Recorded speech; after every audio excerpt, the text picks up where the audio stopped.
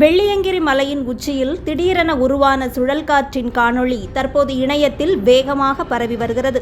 மேற்கு தொடர்ச்சி மலையில் அமைந்திருக்கும் வெள்ளியங்கிரி மலைக்கு ஆயிரக்கணக்கான பக்தர்கள் தினமும் வருகை புரிகின்றனர். பிப்ரவரி முதல் மே மாதம் வரை 4 மாதங்கள் மட்டுமே மலை ஏறுவதற்கு பக்தர்களுக்கு அனுமதி அளிக்கப்படுகிறது. கோடை காலம் என்பதால் தற்போது அங்கு பக்தர்கள் கூட்டம் அதிகரித்திருக்கிறது. இந்நிலையில் திடீரென்று நேற்று அங்கு வெள்ளியங்கிரி மலையின் உச்சியில் திடீரென்று சுழல் காற்று உருவாகி இருக்கிறது. இதை எதிர்பாராத பக்தர்கள் சில நிமிடங்கள் மெய்மறந்து நின்றதோடு தங்களது செல்போன்களில் அரிய காட்சியை வீடியோ எடுத்து சமூக வலைதளங்களில் பதிவிட்டுள்ளனர்.